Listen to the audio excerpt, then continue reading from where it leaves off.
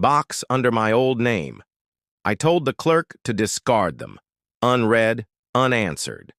Letting go for me wasn't about forgiveness. It was about boundaries, about refusing to let what hurt me ever pull up a chair again. And my table? It was full. My weekends were spent mentoring young adults, ambitious, hungry, overlooked. I gave them what I never had: strategy, protection, access. Watching them rise gave me a peace revenge never could. Some nights, I'd stand on my penthouse balcony, drink in hand, watching the city blink back at me like stars I could finally touch. The silence wasn't heavy anymore. It was sacred, earned. But still, sometimes I'd remember that rooftop, the slap, the laughter, Myra's eyes looking through me like I didn't matter. Those moments don't hurt now. They're filed under lessons, not losses. A month later, her sister emailed. I let it sit in my inbox for 3 days. Subject, she asked me to say this. She says you're the only one she ever truly trusted. That what she did to you was her greatest failure. I know it's not enough, but I thought you should know. I read it once, then deleted it. Some truths arrive too late to matter. The irony? If she'd said those words 5 years ago when I was still raw, still spiraling, begging the sky for answers, I might have forgiven her. But now her words were just driftwood after a storm. She didn't get to touch this life. Not the firm, not the program, not the penthouse. She didn't get to sit at any table where my name carried weight, and that was the justice. Not revenge, but distance. Not her absence as punishment, but as a boundary. That night, I poured myself a drink and stood at the edge of my world, city lights blinking, peace humming under my skin. Somewhere, Myra was counting down days on a sentence she earned, and I was building days she'd never be part of. The flight back to Rowhaven felt like flipping through an old photo album. Familiar streets, aged corners, trees bent with time. But this wasn't a return cloaked in shadows. I came back under my real name, Silas Ward. Not for revenge, not for closure. For purpose. The youth center had been planned for months. I made sure it opened right where it mattered, on the block that taught me to fight for scraps of dignity. When I pulled up to the corner of Milton and Ridge, the building stood bold against the gray backdrop. Floor-to-ceiling windows, fresh, green paint. The sign read, "The Ward Center for Youth and Innovation." It didn't whisper, it declared. A crowd had gathered, mothers, teens in hoodies, reporters. I wasn't here for them. I stepped out of the car in a navy blazer, collar open, no tie. I wanted to look like someone you could talk to, not someone you read about. As I walked toward the stage, a boy ran up. "You're the man from the article," he said, breathless. "The one who vanished and got rich." I knelt to his level. "I'm the man who rebuilt," I said. He grinned. "I want to do that too." "You will," I said. "Better than me." Clarence Shaw stood at the podium, older now, holding the mic like it still surprised him. "Rowhaven has seen its fair share of ghosts," he said, voice steady. "But today we welcome back one who returned, not for headlines, but for legacy. Please welcome our guest of honor, Silas Ward." The applause was real, not polite, not performative. I stepped, up to the mic, sun warming my face. "When I left this city 5 years ago," I began, "I didn't know if I'd come back. I didn't know if I wanted to. I left behind a name I didn't recognize, a life that no longer fit. And in the silence that followed, I rebuilt. Piece by piece, scar by scar, alone." The crowd hushed. Until I realized strength doesn't come from running away. It comes from coming back, with something to offer. I saw heads nod, murmurs of agreement.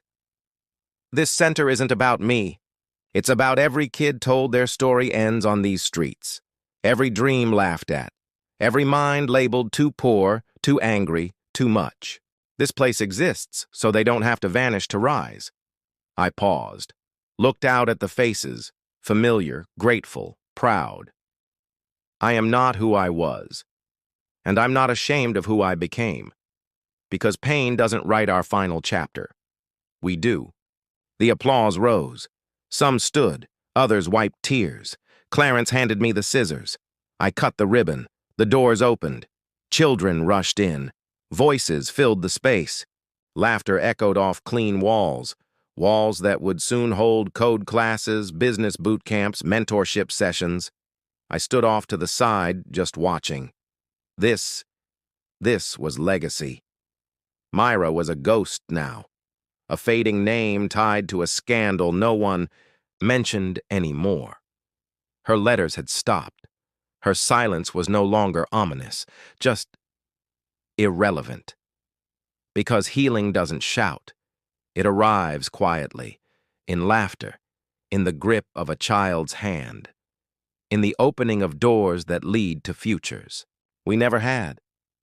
I stayed long after the ribbon dropped, shaking hands, meeting families, feeling whole. And when I finally slipped into the car and we pulled away, I looked back. Not in regret, but recognition. I wasn't the man who was slapped on a rooftop. I wasn't the ghost who vanished. I was Silas Ward, the man who rebuilt, the guest of honor, and the man who no longer needed applause to know he'd already won. Title: The Name She Tried to Borrow. The rooftop was lit just right. Golden string lights arched across wooden beams, soft jazz from the quartet drifting into the twilight air. Every guest wore the elegant gleam of champagne and curated happiness. I had spent weeks organizing this for her, Myra's 35th birthday. A milestone, she'd said.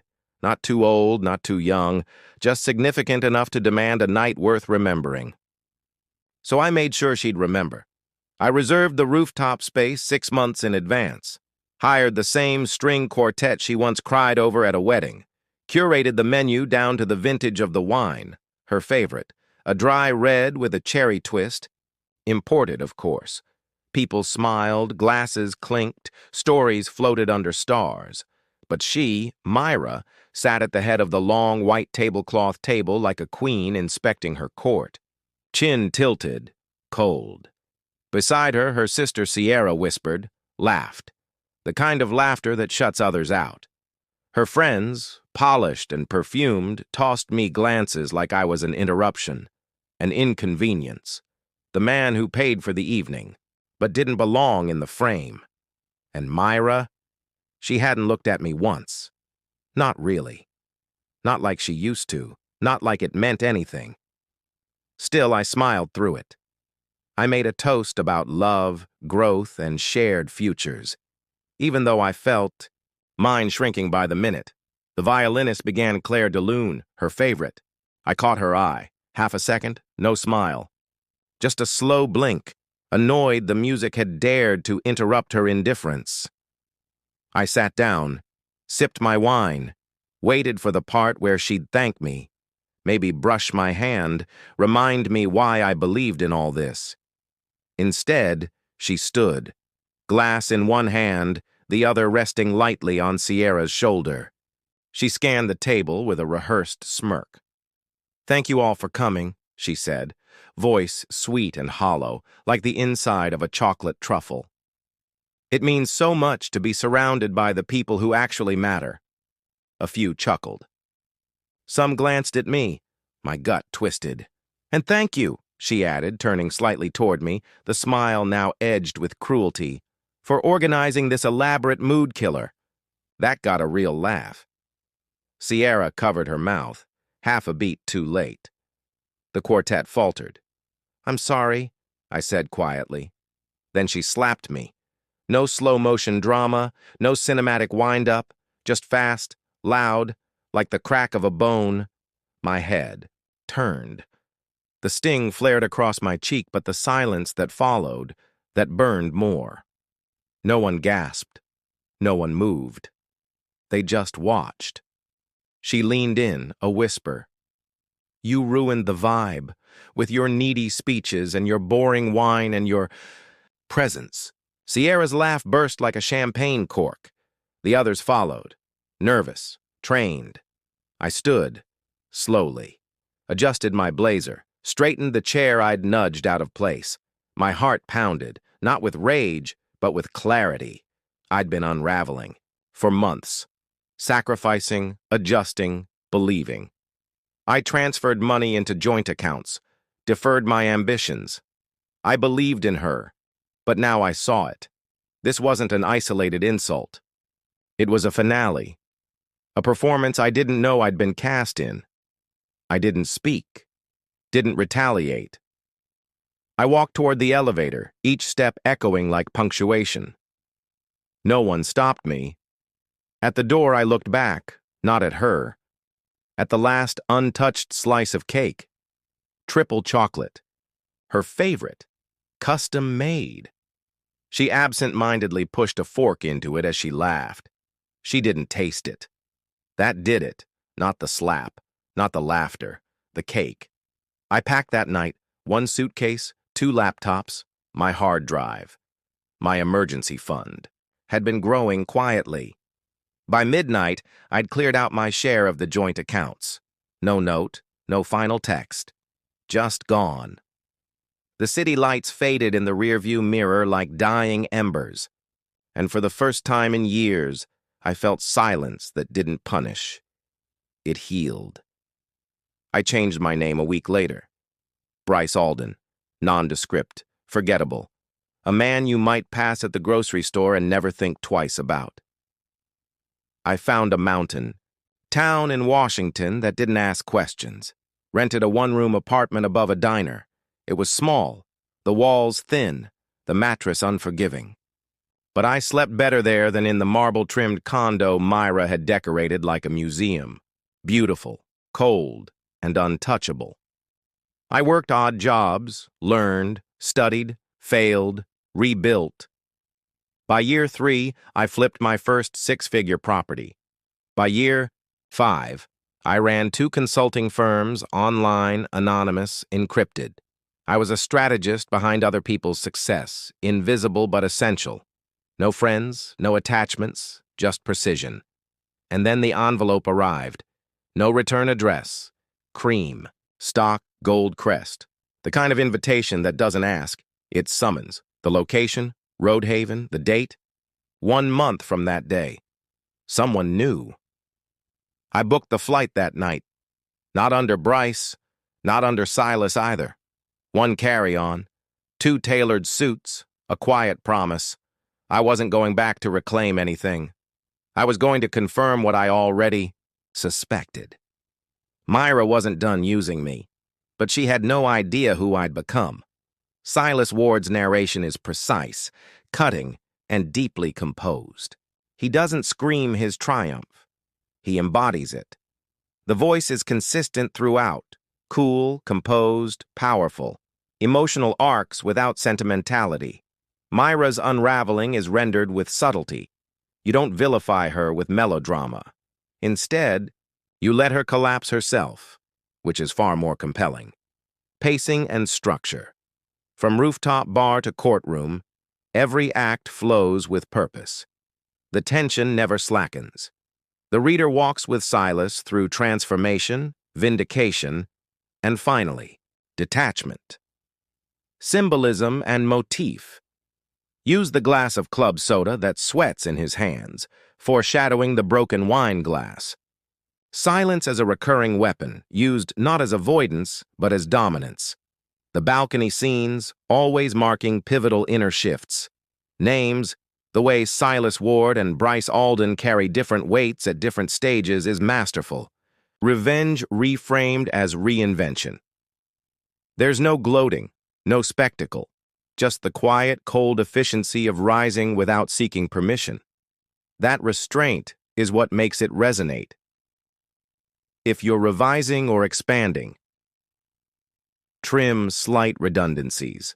There are moments where the same point is reinforced just a breath too long, g, re-emphasizing Myra's downfall or Silas's self-sufficiency in back-to-back lines. Strategic tightening would keep the tension sharp. Balance the internal and external. The internal reflections are powerful, but consider letting Silas engage just slightly more with one or two external characters post-conference, maybe one surprising. Ally or a rival turned curious. This could show how others reinterpret him now, without breaking his cool. Optional, a final seed of vulnerability? Not a flaw, but a potential layer. In a final scene, perhaps in Boston, show him pausing for a second too long at something. A name, a scent, an old voicemail. Not to undercut his growth, but to subtly imply that even shadows carry echoes. Final thought. This could live as a novella, a screenplay, or the final act of a series. It's cinematic, literary, and emotionally calibrated. You've constructed not just a fall and rise story, but a redefinition of power, identity, and emotional clarity. Silas Ward doesn't win by becoming louder. He wins by becoming undeniable. If you'd like, I can help you. Shape this into a screenplay or short film. Break it into chapters for novella formatting. Tighten for submission or publication. I didn't invite the past back in. I didn't go searching for closure or peeling open wounds just to examine the scar tissue. I had become what I used to only imagine, untouched, unbothered. But silence doesn't keep the past away. One afternoon, it arrived anyway. It came as a call. Kiara, ever diligent, flagged it through the front desk and left a message on my desk. "Myra's sister called," she said gently. "She left a voicemail, said it was personal, about Myra." I didn't answer right away, just stared at the phone like it had grown teeth. "She's not asking for anything," Kiara added. "Just something you might want to hear." I nodded once. "Thanks." When I finally played it, the voice was softer, wearier. Nothing like the woman I remembered, the one who used to sit beside Myra at parties, giggling through half-drunk gossip. "Silas," she began, "I know I have no right to speak to you, but I thought you should know. She still talks about you. She says she regrets everything. She writes letters, hundreds, to you." I turned it off, not out of anger, but apathy. Regret isn't redemption. It's ego dressed in grief, whispering too late apologies when the game is already over. I never opened those letters. My lawyer confirmed there were dozens, maybe more, sent from prison to a P.O. box under my old name. I told the clerk to discard them. Unread, unanswered. Letting go, for me, wasn't about forgiveness. It was about boundaries, about refusing to let what hurt me ever pull up a chair again. And my table? It was full. My weekends were spent mentoring. Young adults, ambitious, hungry, overlooked. I gave them what I never had: strategy, protection, access. Watching them rise gave me a peace revenge never could. Some nights I'd stand on my penthouse balcony, drink in hand, watching the city blink back at me like stars I could finally touch. The silence wasn't heavy anymore. It was sacred, earned. But still, sometimes, I'd remember that rooftop. The slap, the laughter. Myra's eyes looking through me like I didn't matter. Those moments don't hurt now. They're filed under lessons, not losses. A month later, her sister emailed. I let it sit in my inbox for 3 days. Subject, she asked me to say this. She says you're the only one she ever truly trusted, that what she did to you was her greatest failure. I know it's not enough, but I thought you should know. I read it once, then deleted it. Some truths arrive too late to matter. The irony? If she'd said those words 5 years,